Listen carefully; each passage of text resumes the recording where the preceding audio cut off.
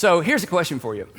Have you ever been your own worst enemy? Have you ever been your own worst enemy? And the answer is yes, you have been your own worst enemy. Maybe not some big macro, big area or some big decision that kind of undermines your whole future. But at some point in all of our lives, we have been our own worst enemy. I was trying to think of a time to tell you about and be vulnerable, and all of the ones were my own worst enemy. I'm too embarrassed, but I did think of one big one. I was my own worst enemy my first semester in college. When I found out at the end of that first semester, I was on academic warning.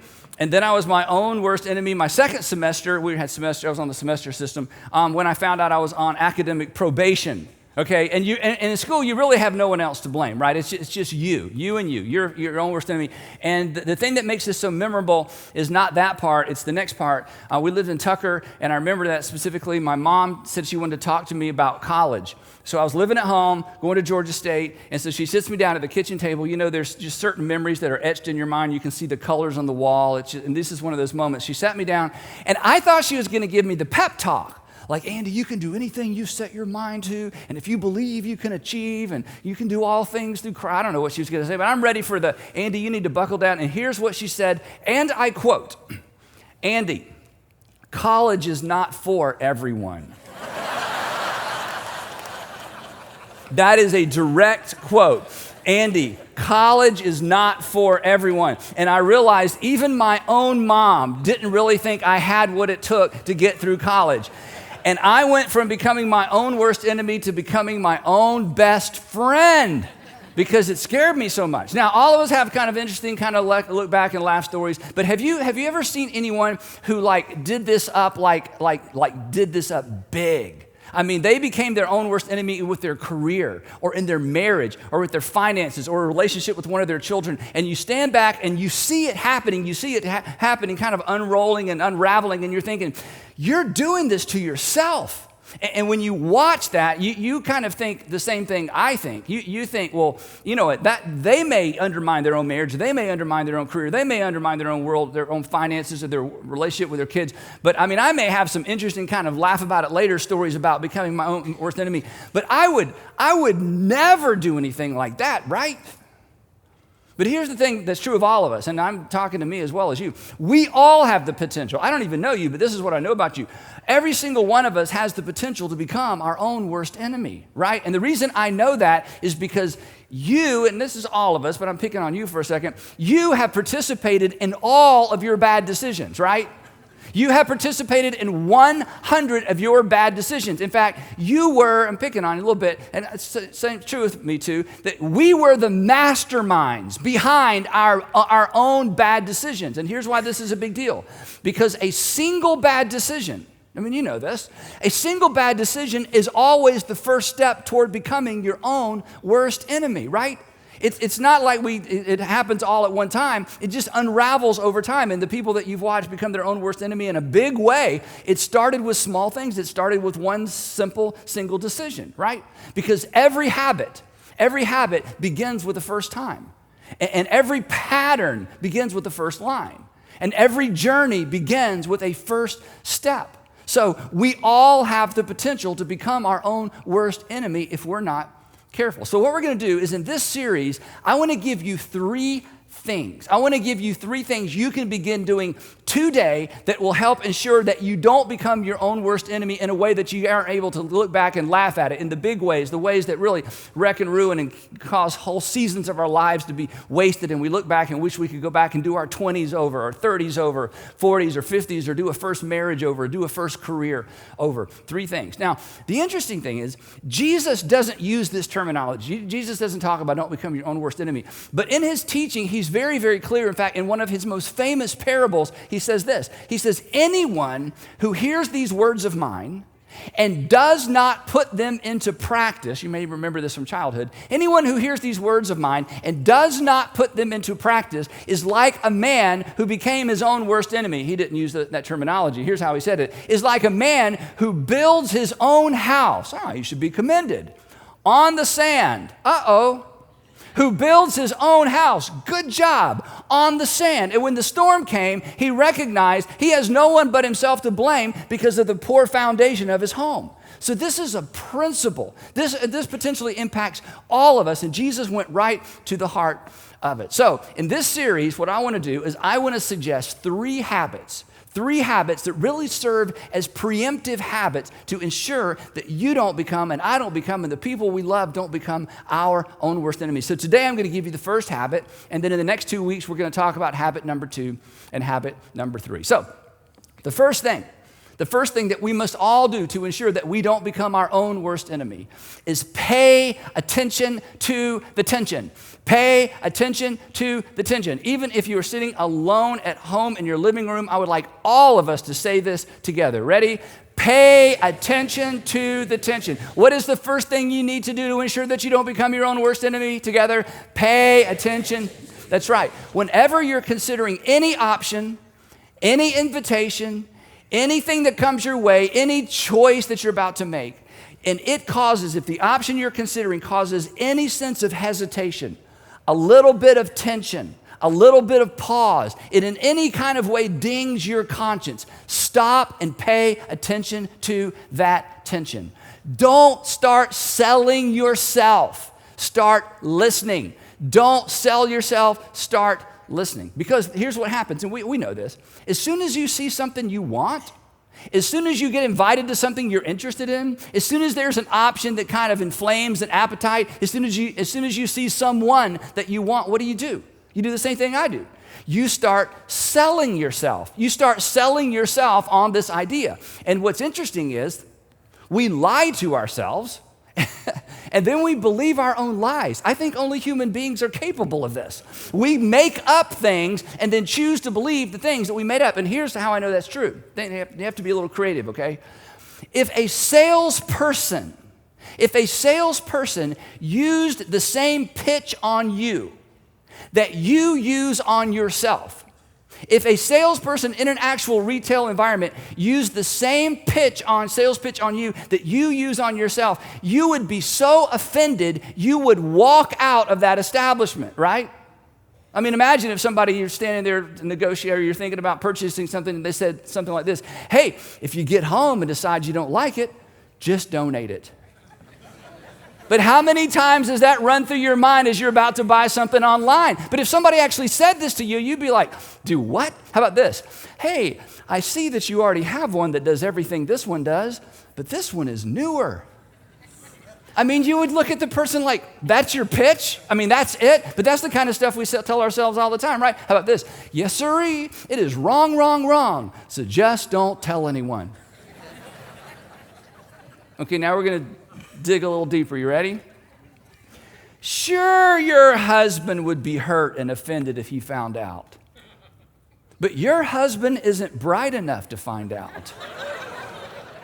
I mean, how offended would you be, ladies, if somebody said that about your husband? But what do you tell yourself when you start trying to sell yourself on a bad idea? Well, right? Okay, we're going to go both sides of this. Yes, your girlfriend would be devastated, but let's face it, she's not nearly as attractive. I mean, if somebody actually said something bad about your girlfriend, you would be so offended. But listen to the self-talk. Listen to the narrative you create. We're going to talk a lot about the narratives next time. If someone's actually said to us the things that we say to ourselves to sell ourselves on a bad idea that sets us up to become our own worst enemy, we would be so extraordinarily offended. This is why you can't afford, and I can't afford, to start selling ourselves. Instead, we need to pay attention to the tension. The moment, this is the habit right here. The moment you start selling yourself, hit pause. The moment you hear, because we do this every day, we do this all the time. The moment you start creating an internal narrative as to why something is okay, or something's justifiable, or something's permissible, in that moment, we should just hit pause and say, wait a minute, I'm doing it. I'm doing that thing. I am making things up and choosing to believe them in order to do something that something in me is telling me maybe I should hit pause. Because remember this, if you don't hear anything else I say today, this is it. Remember, we rarely have to sell ourselves on a good idea, right? You rarely have to talk yourself into knowing when something is the right thing, the wise thing, the prudent thing to do. Now, There is a fascinating piece of narrative in the Hebrew Bible that us Christians call the Old Testament, but it started off as the Hebrew Bible or the Jewish scripture. There's this fascinating piece of narrative. If you grew up in church, surely you have heard this before at some point, and if not, then you're in for a treat, because this is one of the most interesting, detail-ridden stories in the entire Old Testament. And it illustrates, but better than illustrate, this story actually illuminates or brings insight into this whole idea of paying attention to the tension. The story revolves around King David, who was Israel's second king, but the story actually takes place before he became king. Now, if you know anything about the Hebrew Bible or the history of the Jews, David, who became Israel's second king, stepped onto the pages of history as a shepherd boy. And then he was thrown, suddenly he stepped into the spotlight when he killed Goliath, the story of David and Goliath, and he became legendary kind of almost overnight, because he was this young man who faced this giant, this Philistine who was taunting the armies of Israel, and he thought, well, you're not taunting the armies of Israel, you're taunting the armies of God, and God's just looking for a volunteer, and I volunteer, and boom, suddenly he's famous. Well, King Saul, who was the king at the time, Israel's first king, of course, brings him close because he's become a legend, and he gives him prominence with the military. He eventually marries him off to one of his daughters, so now the king is his father-in-law. But then as time goes by, David becomes so popular, Saul realizes that David is a threat to his dynasty, because people are going to want him to be the next king. In fact, the rumor was at that time that David had already been anointed as the next king of Israel as a little boy, because in fact he had. So suddenly Saul's not so fond of David, even though he's married him off to his daughter. In fact, when you read the story, it's so interesting. Saul decides to use his daughter to manipulate David, and then Saul decides to kill David. Then Saul says, no, I'm not going to kill him. I'm going to keep sending him out to fight the Philistines, and eventually the odds are going to be such that the Philistines will take care of David, but we've got to get rid of David. Well, none of Saul's tactics work, and David becomes more and more and more popular. So then one afternoon, he loses his temper, and he tries to kill David, and David flees. He flees. He has to leave the city. He can't go home because it would put his family in danger. So he flees. He makes several really, really bad decisions, and he becomes an outlaw.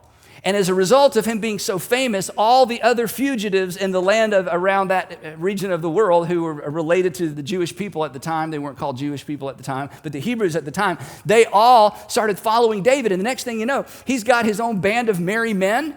And eventually it becomes like a small army, but it's a small army without a home because they're all outlaws. It's a small army of men who can't go home, but they rally around David and they see David as his leader. Well, meanwhile, Saul is busy running the kingdom, but he's always on the lookout for David, and he has spies everywhere looking for David because he needs to eliminate David before he dies so that his son Jonathan can become the next king rather than David becoming the next king of Israel. And one afternoon, he gets a report that David and his merry men have been spotted in the desert or the region of En-Gedi. And if you've ever been to the Holy Land or if you've ever been to Jerusalem, you can actually visit this area of the world. It's just along the sea of the Dead Sea, and it just looks exactly like this. It is just barren wasteland with a few oases sprinkled here and there. It is full of caves and mountains, and again, it borders, you can see this next picture, kind of borders on the Dead Sea. So this is the region that Saul hears that David and his men are. So the text says that Saul took 3,000, which was way more men than he needed to fight David. But again, David is a valiant warrior. He's famous for his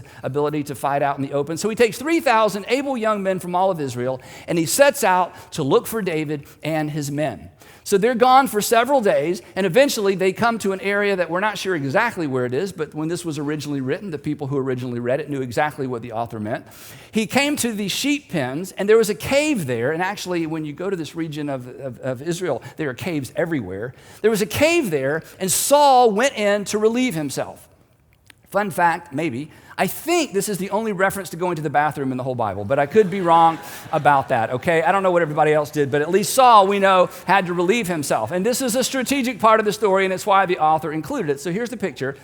3,000 men, that's a lot of people, a long caravan, with some camp followers, with wagons, with food. I mean, this is a big ordeal. Saul is a little bit, back from the front. Saul has to go to the bathroom. Now, if you're just a regular guy in the army and you have to go to the bathroom, you deal with it. But when you're the king, you can stop the whole caravan, get off your mule. He rode a mule, and he makes his way up to this cave by himself to use the bathroom while everybody else waited. And if you've heard this story before, here's where it takes the most interesting twist. David and his men were actually in the very cave that King Saul chose to stop and use as his private bathroom. And they're far back in the cave. Now, what are the odds of that? I mean, there aren't even any odds, right? I mean, talk about the stars lining up, talking about God smiling on you or the gods smiling on you. I mean, this is a best case scenario. This was an answer, as we're going to see in just a minute, this was an answer to David's prayer. So the context, a little bit of what must have happened, is Saul had his spies out looking for David, and David had his spies out making sure that Saul wasn't anywhere close. And when David's spies found out that Saul was not too far behind them, David said to his men, "Scatter, hide in the hills. We'll wait for Saul and his men to go through. We will reconvene and go the other way." But it just so happened when King Saul and his caravan got right into the area where David and his men had dispersed to hide, that's when he had to go to the bathroom, and he happened to choose the very cave that David was hiding in. Now, get the picture. David's eyes have adjusted. He's been in the cave. Saul walks in. He can't see a thing, and he walks just far enough in to do his business, but when he walks into the cave, he is just a silhouette. And David and his men are in the back of the cave, and they look at each other, and they cannot believe this. I mean, what's running through his mind? I mean, if you had been an outlaw for months, we don't even know how much time David had been an outlaw at this time and just living out in the hills, what's going through your mind? Clearly, I mean, this isn't a prayer. This is you just know. God had clearly delivered David's enemy, literally into his hands. David had already been anointed king. Everybody knows he's the next guy. The only thing standing in the way of David becoming the next king is Saul, and here he is.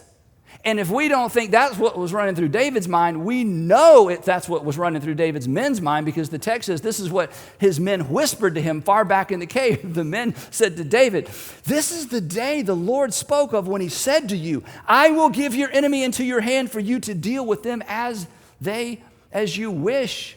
This is what David had told his men over and over and over as they sat around the campfire at night. He would say to them, "Look, guys, just a little bit longer, just a little bit longer. Stay with me just a little bit longer. Eventually, I'll be the king. And when I become the king, I'm going to reward those of you who were most loyal to me during the mean times and the lean times and these difficult times." So they're looking at David saying, "You're right. This is exactly what you promised. This is exactly what you told us would happen. But we could not imagine it would happen like this. This is the very thing God promised you. And now the waiting is over.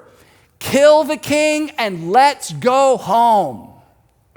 And the optics on this would have been amazing. So now let's imagine we're outside the cave, right? And we're lined up, bored and yawning and waiting for the king to come out. And we keep glancing over at the cave. King Saul went in.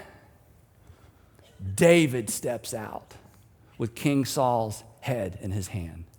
And everybody in that caravan would immediately recognize David as the king of Israel. No civil war, very little bloodshed, lives spared.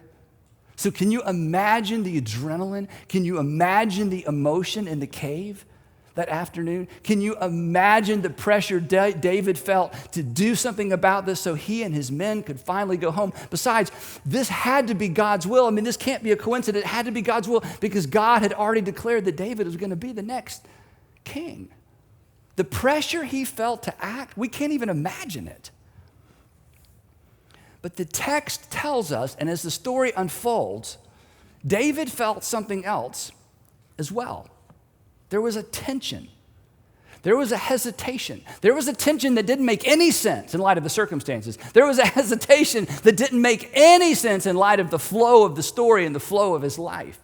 This tension made absolutely no sense, and so he ignored it. And he did what any of us would probably have done if we had the opportunity. The text says that David took out his knife, and he slowly crept up unnoticed behind King Saul.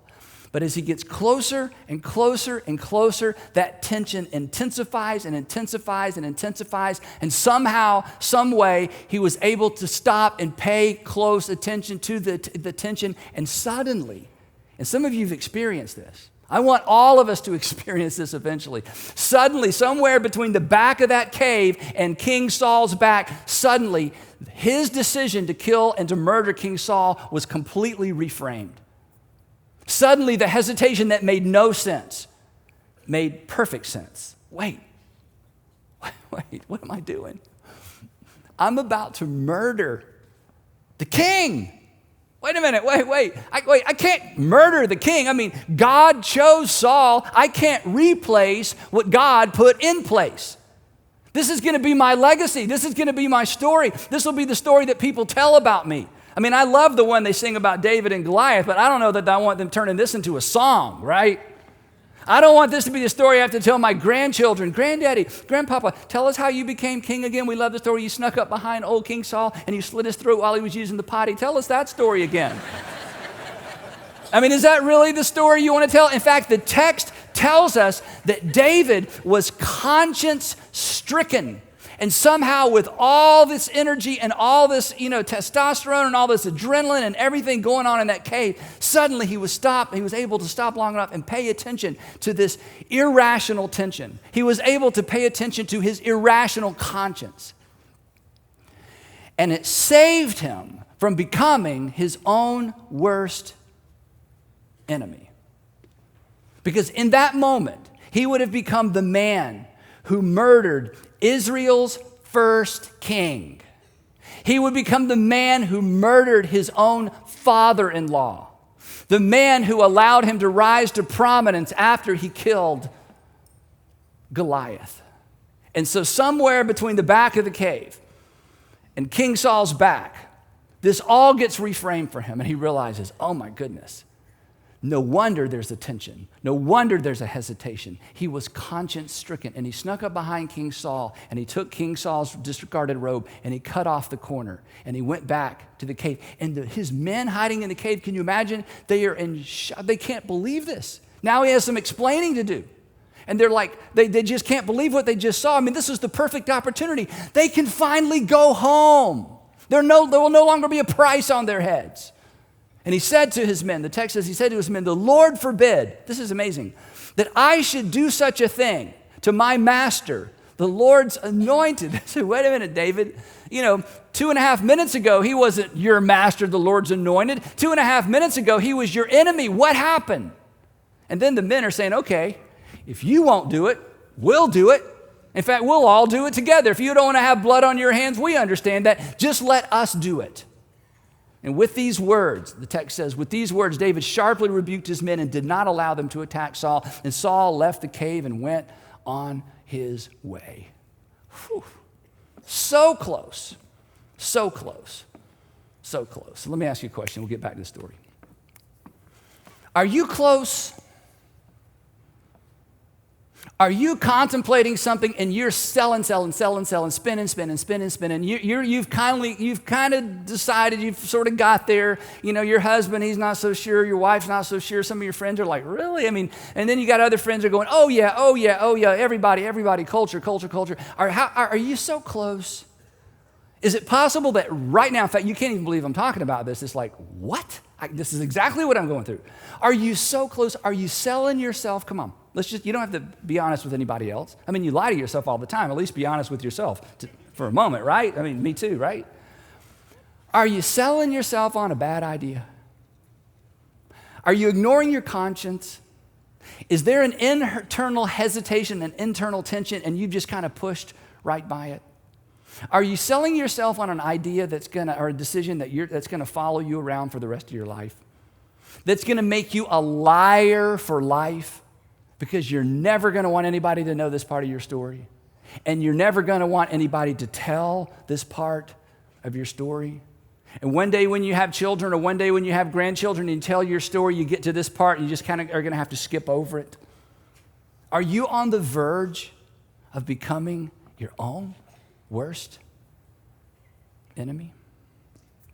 If so, can I just make a suggestion? I'm not the boss of you. I'm not, I can't tell you what to do, but can I just make a suggestion? Would you at least hit pause? Just stop for a moment selling yourself and just listen. Listen. Listen to the wiser voices around you, and perhaps listen to that still small voice on the inside of you that's going, I don't think that's the best thing, because it may be, I don't know, just guessing, It may be the whisper of God who loves you and is doing everything he can to keep you from becoming your own worst enemy. So as the text says, Saul exits the cave. He has no clue as to how close he came to joining all of his dead ancestors. He goes back, he gets on his mule, and as he gets on his mule, this is amazing. He hears a voice, and it's a familiar voice. And it's coming from the direction of the cave he just exited. And everybody in the whole, all of his men, everybody in the caravan, everybody involved, everybody's head turns. And standing at the mouth of the cave that Saul just came out of is David, flanked by his men. And David bows low in honor of the king. And then he stands up. And he holds up the corner of Saul's robe. And in that moment, and here's the moment I don't want you to miss in your life. In that moment, here's the moment I want you to be able to tell your kids and grandkids about and your friends about someday, your future husband or wife someday. In that moment, everybody there knew who the better man was. It was David. David gives a little speech. It's very interesting. I'm not going to read the whole thing, but at the end of the speech, here's how he concludes. He says, Saul, may the Lord be the judge between you and me, and may the Lord avenge the wrongs you have done to me, but my hand will not touch you. I'm going to do the right thing. I will not take matters into my own hands. And because David listened to that still small hesitation, that tension, that little ding of his conscience in a moment when most people would just have paid no attention to it, David decided, and this is where some of you are, David decided not to use Saul's bad behavior as an excuse for bad behavior. So how about you? As you think about the option you're considering, that big life change you're considering, that thing you've pretty much talked yourself into. In fact, the wheels are already turning. Are you considering behaving badly based on somebody else's bad behavior? Because of what they did to you, because of what they're trying to do to you, because of what everybody else around you does. Come on. Are you considering becoming like someone you don't even like?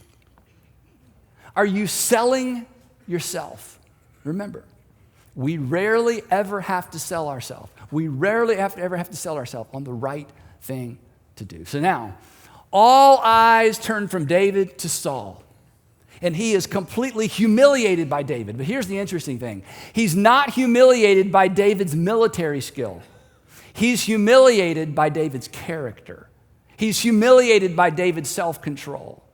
He's humiliated by David's humility.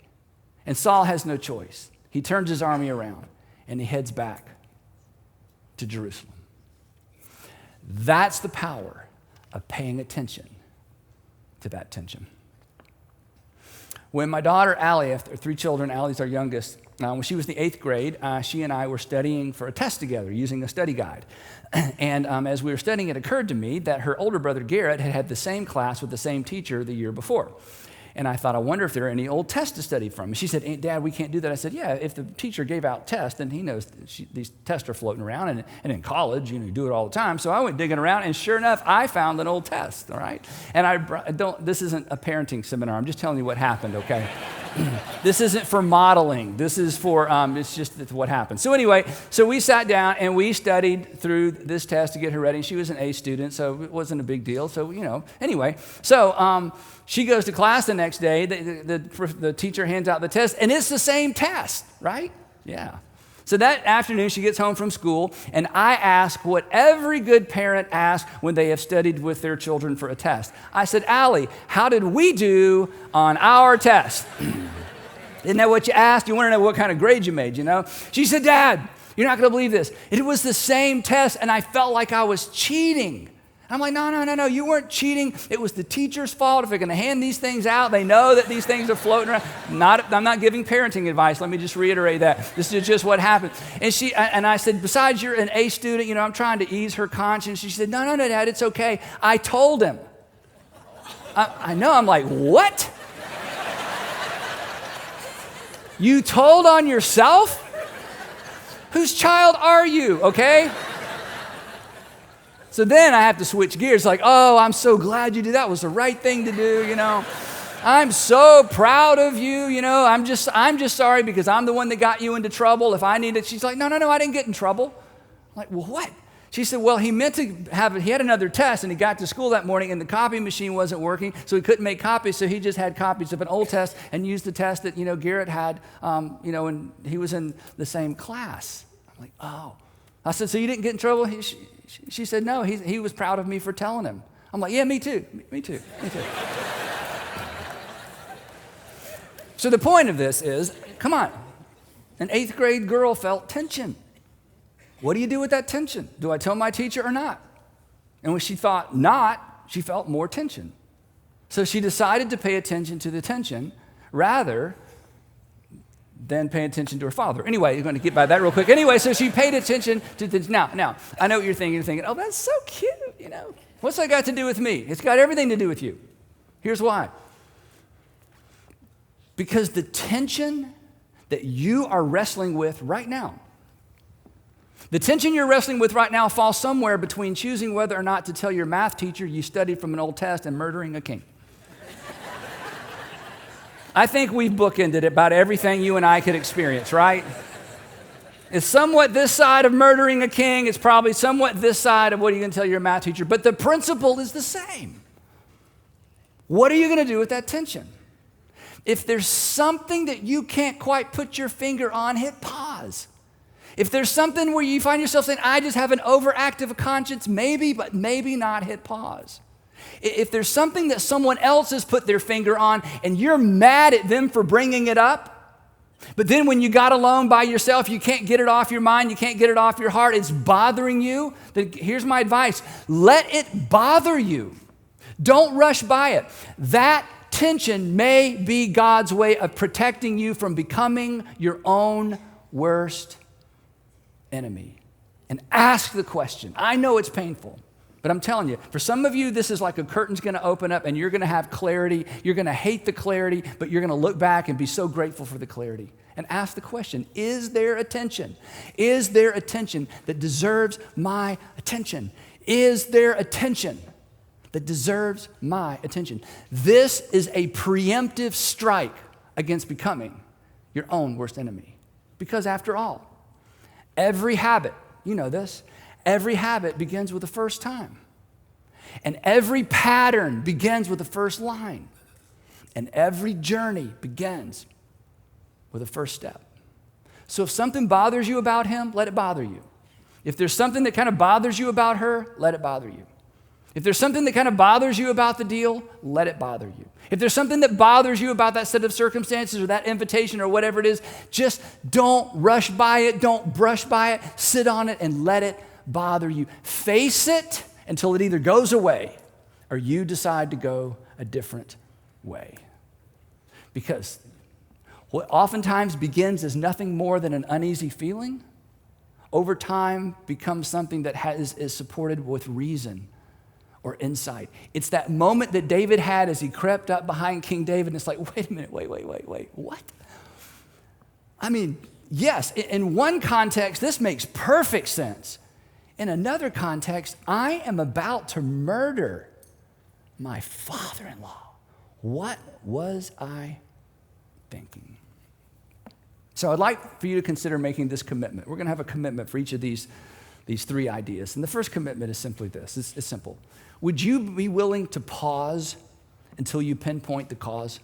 Would you be willing to make this commitment? I'm going to pause until I pinpoint the cause. Or another way of saying it, I'm going to explore rather than ignore my conscience. I'm going to explore. Why does that bother me? Why am I uneasy about that? Everybody else says it's okay. Everybody else is involved. Everybody else does it this way. I'm going to explore rather than ignore my conscience. Is there a tension that deserves your attention? If so, pay attention, because that's a decision you will never regret. In fact, that's a decision that will lead to fewer regrets.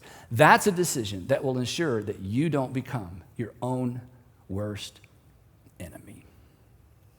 Now, I've got 3 questions for you to discuss over lunch or dinner or in a safe place or in a small group, or if you're not in a small group, it'd be easy to gather some people around. This is a really short series, so you can have a short-term group. 3 simple questions. Here they are. When have you been your own worst enemy? You're going to get together with some friends and you're going to laugh about those times you became your own worst enemy. And then there we're going to kind of drill down. The second question is, when are you most prone to sell yourself on a bad idea? Because for some of us, there are just arenas in life where we just tend to go the wrong way. It may be with friends. It may be with money. It may be with purchases. I don't know, maybe something at work. And then number 3, I want you to discuss with some people, what would it look like in your life if you would begin to pause until you pinpointed the cause, or if you began to explore rather than ignore your conscience? And where are the areas where you have a tendency to ignore rather than explore your conscience? And if you will discuss these 3 things with some other people, it's going to take this simple idea and it's going to tease it out to where hopefully it will become a habit for life. A habit for life that will ensure that you don't become your own worst enemy. Now, next week, we're going to talk more specifically about the narratives that we create in our own hearts and minds, the narratives that we create and use to support some really bad ideas, again, that set us up to become our own worst enemies. And here's what I want you to think about between now and next time we're together. Who needs to hear that message? Who needs to hear that message? Who do you need to invite to come sit with you? And we'll pick it up there next time.